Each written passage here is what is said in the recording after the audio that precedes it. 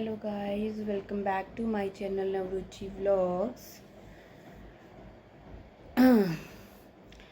कल से थोड़ा सा मूड अपसेट सा हुआ पड़ा है जब से वो पहलगाम अटैक के बारे में सुना है। प्रॉपर्ली मैंने देखा नहीं था, कल उसको डीपली मैंने देखा है, स्टडी किया है कि क्या हुआ था।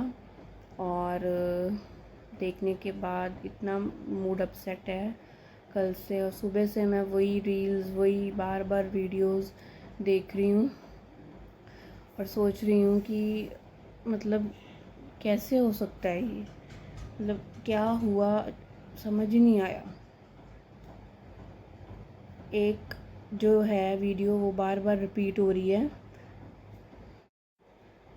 एक वीडियो जो बार बार रिपीट हो रही है रील्स में भी, वैसे भी वो है विनय नारवाल की, लेफ्टिनेंट विनय नारवाल, उनकी वाइफ हिमांशी। वो दोनों कपल गए थे, उनकी अभी मैरिज हुई थी 16 अप्रैल को, तो वो 22 अप्रैल को गए थे पहलगाम अपने हनीमून के लिए। और 6 डेज़ हुए थे उनकी मैरिज को। पहलगाम जम्मू एंड कश्मीर घूमने के लिए बहुत अच्छा है, देखने के लिए लोग घूमने वहाँ जाते हैं। मतलब हनीमून पे वो लोग वहाँ गए, बट उनको पता नहीं था कि ऐसा कुछ हो जाएगा। बहुत ज़्यादा बुरा हुआ उनके साथ। तो वो रील देख के इतना रोना आया मुझे, कल रात को मैं बस आंसू ऐसे निकल रहे थे, इतना बुरा लगा उसकी वाइफ को देख के। ऐसे देखा ही नहीं जा रहा था। सुबह से बस वही रील्स, वही सब देख रही हूँ, वीडियोस और रील्स। और ये कहना चाहती हूँ कि बंदा प्लान करके जाता है कि मैं इधर जा रहा हूँ, बट आगे क्या होने वाला है उसको कुछ नहीं पता होता। वही हुआ इनके साथ। 6 दिन हुए थे मैरिज को। 1 मई को, अभी बता रहे थे 1 मई को विनय नारवाल का बर्थडे भी आ रहा था, उसकी भी सेलिब्रेशन करना था, करने की प्लानिंग कर रहे थे वो, कि बर्थडे मैरिज के बाद फर्स्ट बर्थडे था उसका। और ये हो गया। बहुत ही दुख भरी घटना थी वाइफ के लिए। उसकी एक सिस्टर है, वाइफ, सिस्टर, मदर और फादर, और बहुत बुरा हाल है सबका ही, और होना भी है। हम तो इधर बैठ के सोच भी नहीं सकते कि उनके ऊपर क्या बीत रही होगी, मतलब उसकी वाइफ के ऊपर क्या बीत रही होगी। अभी 5 दिन हुए थे उनकी मैरिज को। मतलब 5 दिन क्या होते हैं एक रिलेशनशिप में, मतलब क्या बोलूँ मैं, बस समझ ही नहीं आ रहा कि हो क्या गया। अब मैं ये सोच रही हूँ कि लोग जाएंगे कश्मीर घूमने तो 10 बार सोचेंगे जाने से पहले कि उधर साइड जाना है या नहीं जाना। आज एक रील में देखा, एक लड़की बोल रही थी कि पूरी लाइफ में मैं अपने इधर जम्मू एंड कश्मीर का टूर करूँगी नहीं, बाकी जगह घूम लेंगे, बट इधर का टूर जब भी करेंगे तो उनको डर ही लगेगा, क्योंकि अब टूरिस्ट के मन में डर पैदा हो गया है कि कुछ भी हो सकता है। टोटल 26 या 27 पीपल हैं जो इस अटैक से सफ़र हुए हैं, और सारे मेल हैं। और 2 न्यूली वेड कपल्स थे इस अटैक में। वो थे, एक थे नेवी ऑफिसर लेफ्टिनेंट विनय नरवाल, और एक थे, उनकी 2 मंथ्स पहले मैरिज हुई है, शुभम थे एक, उनकी भी ये 2 कपल्स थे जिनकी मैरिज हुई है रिसेंटली। और बाकी 27 थे, कुछ अपनी फैमिलीज़ के साथ गए हुए थे। और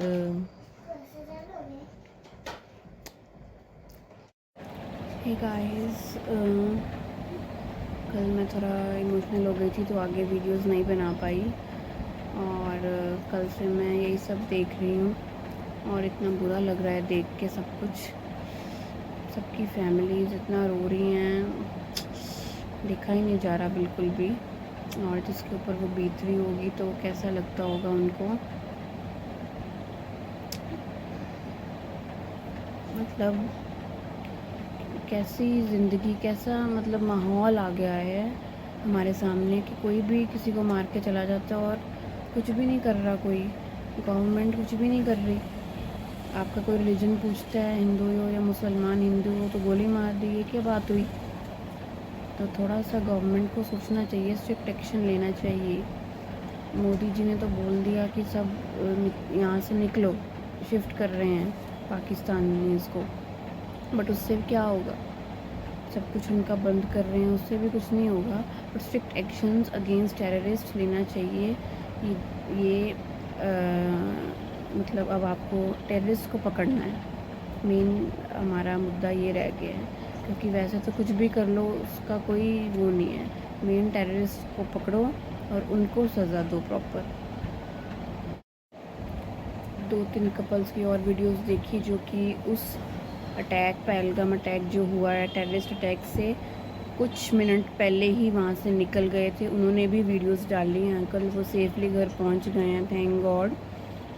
और जो 28 पीपल जो कि इस अटैक में नहीं रहे, उनके लिए भावपूर्ण श्रद्धांजलि देते हैं। बट मैं ये सोच रही थी कि कुछ भी हो सकता है, मतलब ऐसा कभी कुछ सोच ही नहीं सकता कि हम घूमने जा रहे हैं, पहलगाम जाएंगे, कश्मीर जा रहे हैं तो मेन जो जगहें हैं वो तो घूमेंगे। तो पहलगाम आप देखो सब लोग आए हुए थे, पता ही नहीं था कि ऐसा कुछ होगा। टेररिस्ट अटैक वहाँ पे ही क्यों हुआ जहाँ पे टूरिस्ट आए हुए थे। तो अब तो टूरिस्ट के मन में भी डर हो गया, मेरे मन में भी डर हो गया। अब हमने कभी जाना है कश्मीर, जब अगर मौका लगेगा तो हम तो डरेंगे कि हम नहीं उधर जाएंगे। उधर वो हादसा एक बार हो चुका है, तो टूरिस्ट के मन में भी डर है। तो इसके लिए जो वहाँ का कश्मीर की जो सारी गवर्नमेंट है या वहाँ के लोग हैं, उनको भी कुछ हेल्प करनी चाहिए थी उस टाइम पर। क्योंकि जब विनय नरवाल की डेथ हुई, उनकी सिस्टर ने बताया कि 1.5 घंटे तक कोई हेल्प के लिए नहीं आया। 1.5 घंटे तक वो ज़िंदा थे। अगर उस बीच उनको कोई हेल्प मिल जाती तो आज वो ज़िंदा होते हमारे बीच। 1.5 घंटा उनको हेल्प नहीं मिली तो उन्होंने दम तोड़ दिए। इसके लिए अब हम कुछ नहीं कर सकते, बट गवर्नमेंट को स्ट्रिक्ट एक्शन लेना ही पड़ेगा। अब नहीं लोगे तो कब लोगे।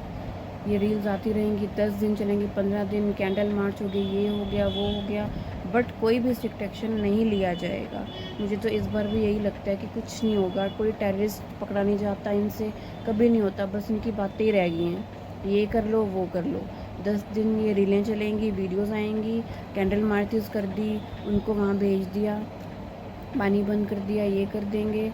बट मेन पॉइंट आपका टेररिस्ट को ढूंढना है, जिन्होंने इन 28 लोगों को मारा है। अब वो काम करना है, गवर्नमेंट ही करेगी ना, तो गवर्नमेंट को वो काम करना है। और ये कब तक चलेगा। कभी कोई अटैक हो जाता है, कभी कुछ हो जाता है, बट हम हाथ पे हाथ धरे बैठी है, गवर्नमेंट कुछ नहीं कर रही। बट कैसे हमारे फिर लोगों की हेल्प कर रही है गवर्नमेंट। इंडिया की गवर्नमेंट है, वो कैसे हेल्प कर रही है। मैं तो कह रही हूँ कि कश्मीर की गवर्नमेंट को भी हेल्प करनी चाहिए, उनके लोगों को भी हेल्प करनी चाहिए हमारी, अगर वो चाहते हैं कि हम उनके कश्मीर में आएँ, इंडिया वाले लोग कश्मीर में जाएं।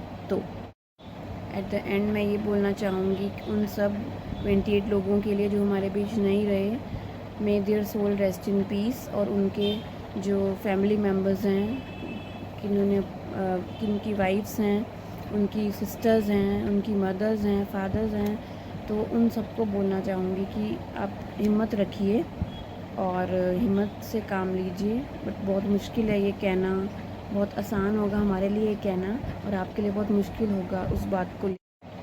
इस केस में गवर्नमेंट को स्टेप्स लेने चाहिए, जल्द से जल्द कुछ ना कुछ करना चाहिए टेररिस्ट को पकड़ने के लिए।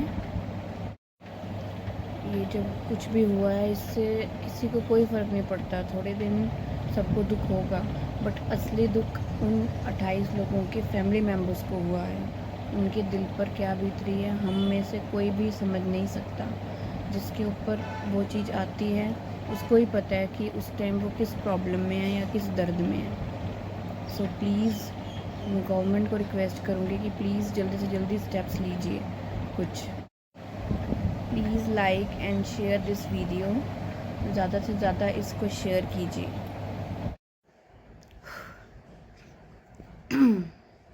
गाइस अभी भी मैं वही वाली वीडियोस दोबारा देख रही थी कि कुछ लेटेस्ट न्यूज़ आई है कि नहीं उस बारे में।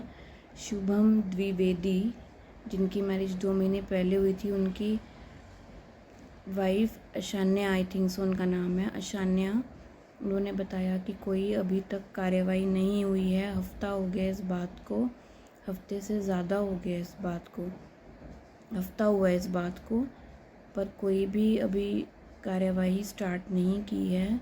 जिसने भी ये की है प्लीज़ उसको ढूंढो, उन बंदों को ढूंढो जिनके स्केच मिले हैं, प्लीज़ ढूंढो वो कौन है और उनके पीछे कौन लोग हैं, उनको पकड़ो और उनको इतना बुरा करो उनके साथ। मैं तो कहती हूँ सबके सामने उनके साथ बहुत बुरा होना चाहिए, बहुत ज़्यादा बुरा। जितना उन्होंने किया है उससे डबल गुना बुरा उनके साथ होना चाहिए। मैं यही कहती हूँ गवर्नमेंट को कि प्लीज़ कोई ना कोई स्टेप्स लें जल्द से जल्द। और अभी भी मैं वो वीडियोस दोबारा देख रही थी, मतलब बिल्कुल भी देखा नहीं जा रहा और दिमाग के आगे वही वाली सीन बार बार आ रहे हैं। बहुत बहुत बहुत ही बुरा हुआ है ये सब कुछ जो हुआ है।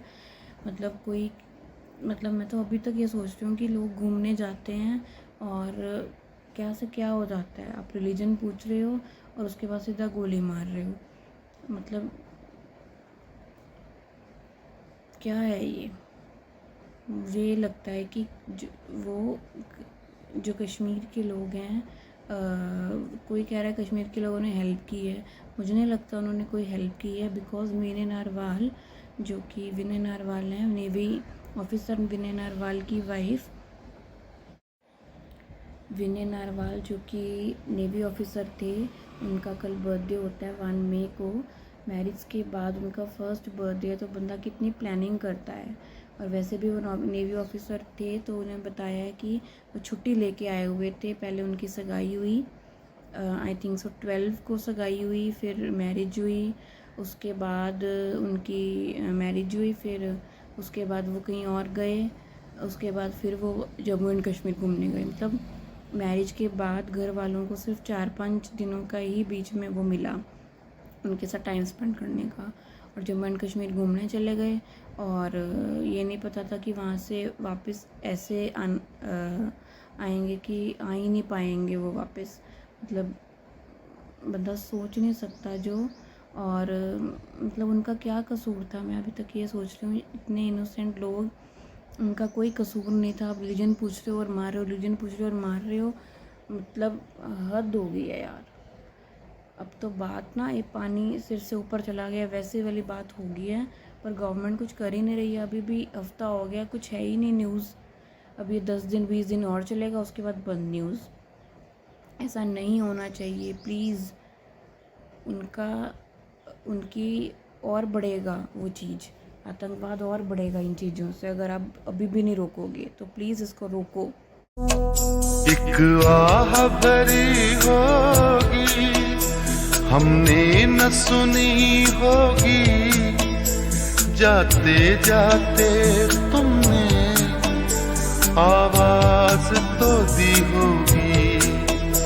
हर वक्त यही है गम, उस वक्त कहाँ थे हम, कहाँ तुम चले गए। चिट्ठी न कोई संदेश, जाने वो कौन सा देश, जहाँ तुम चले गए, जहाँ तुम चले गए। इस दिल पे लगा के ठेस, जाने वो कौन कौन सा देश जहां तुम चले गए।